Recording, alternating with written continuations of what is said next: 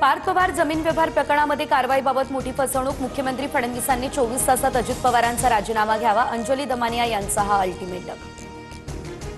अंजली दमानियांच्या आरोपांवर मी काय बोलू, कुणाचा राजीनामा मागायचा हा तुमचा अधिकार। दमानियांच्या मागणीवर अजितदादांची प्रतिक्रिया।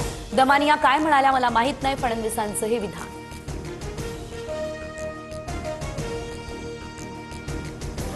अजित पवार यांच्या राजीनाम्यासाठी दिल्लीमध्ये अमित शहा यांना भेटणार। शहांनी भेटीची वेळ न दिल्यास कार्यालयाबाहेर थांबणार।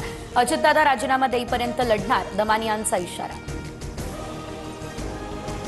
अजित पवारांवर राजीनामा देण्याचं बंधन नाही, दमानियांनी त्यांचे भक्कम पुरावे घेऊन कोर्टात जावं। रुपाली ठोंबरे पाटलांचं दमानियांना हे उत्तर।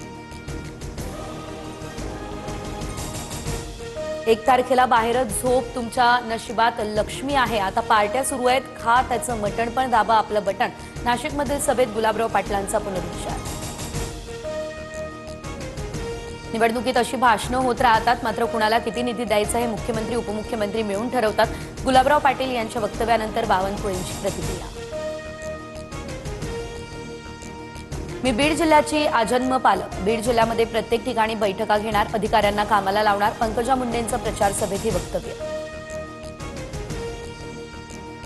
जोपर्यंत देवाभाऊ मुख्यमंत्री तोपर्यंत लाडकी बहीण योजना कधीच बंद होणार नाही। सरकारमधील योजना तिन्ही पक्षाच्या पालघरमधील प्रचार सभेत फडणवीसांची ही ग्वाही। महायुतीने एकत्र मिळून लाडकी बहीण योजना ही सुरू केली। अनेक अडथळ्यांमधून देखील योजना सुरू राहिली आणि यापुढे देखील कायम सुरू राहणार। उपमुख्यमंत्री एकनाथ शिंदे यांच्याकडून हे स्पष्ट। अनगर नगरपंचायत बिनविरोधच, अजित पवार यांच्या राष्ट्रवादीच्या उमेदवार उज्ज्वला थिटे यांचा अर्ज कोर्टानं फेटाळला। अनगर नगरपंचायतीमध्ये सूचकाची सही नसल्यानं थिटेंचा उमेदवारी अर्ज बाद केलेला।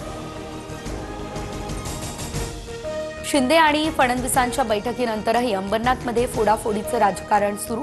शिवसेना ज्वेलर्स असोसिएशन अध्यक्ष रूपसिंग धल भाजपमध्ये, तर भाजप महिला मोर्चा अध्यक्षा रोझलिन फर्नांडिस यांचा शिवसेनेमध्ये प्रवेश। ठाण्याच्या भिवंडीमध्ये उड्डाणपुलावर ट्रकची दुचाकीला धडक, घटना सीसीटीव्हीमध्ये कैद। 6 वर्षीय मुलीचा जागीच मृत्यू, दुचाकी चालक वडील गंभीररित्या जखमी।